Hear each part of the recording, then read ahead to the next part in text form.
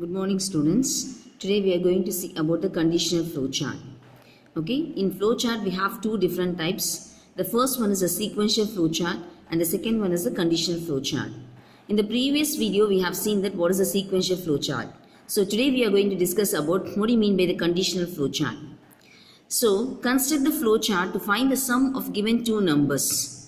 Okay, so you are going to find the sum of two numbers, any two numbers, either it may be 2 digits or 3 digits or 4 digits. For example, 11 plus 50 or 751 plus 980 or else 1252 plus 2780.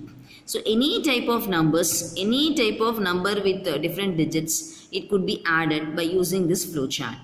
Then the sum of them is to be found and printed. The flow chart for this given data, it's given shown here for you. So how we have to draw the flow chart for this? This is the diagram or the instruction which we gives to the system so that accordingly it will take the values whatever is given to A and B and it should be summed and then it has been given the answer to be C.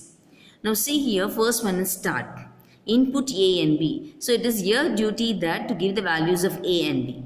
So whatever the values is given by us for the A and B, then that will be equal to C. That means C is equals to A plus B.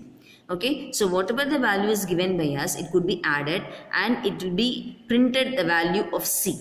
So that we will get the sum of any two numbers with different digits. So to find the sum of two numbers, we have to frame the flow chart like this. Okay. This is the instruction which we feed to the system so that whatever the number, this is only the one formula, one thing we are doing. We can find even the consecutive prime numbers, consecutive odd numbers to get the consecutive odd numbers, and then by using the different formulas, even we can upload different formulas also by using the programs. Okay, so the program which we made has been feeded to the system so that whatever the values you want to get, with the help of that program, you will be getting the perfect answers for the questions. Okay, so in the above flow chart, there is a special meaning in writing C is equals to A plus B.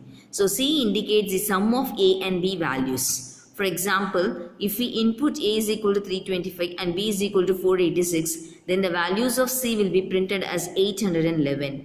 Let us learn about this. So that's what which we have seen here. So whatever the values has been given for A and B, then we will get the answer very easily. It will give the sum of two numbers and we'll get the answer. Is it clear? Even it is a 5 digits or 6 digits, whatever may be the values, it can be added and we'll be getting the values very easily. Construct the flow chart. For the example 6.2, construct the flow chart to find whether the given number is a positive integer or the negative integer. Integer means we know that it is the combination of both the positive and the negative values. Okay, in this question, in this program, we are going to see that the given number is whether a positive number or a negative number. Okay, in this question, we asked to find whether the given integer is a positive or a negative number. So for the first, what we have to do here is assign the value of x and then check whether it is greater than 0. If it is x is greater than 0, then print it as a positive number. And check whether it is x is less than 0, then it is negative number. If both not greater than or not less than, then it is equal to 0. So the number which is given, it might be a 0 number. Okay. So now for this, the flow chart we can see here, start, input x. That means you are giving the value of x. If x is greater than 0, that means the value which has been given by me. Suppose for example, x I am assuming that 5. So 5 is greater than 0. So then it will give automatically x is a positive number. Okay, x is a positive number. If suppose my 5 which is not great, it is greater than 0, yes, definitely it is greater than 0, it will go with the positive number. If suppose the 5 is less than 0, the condition goes here.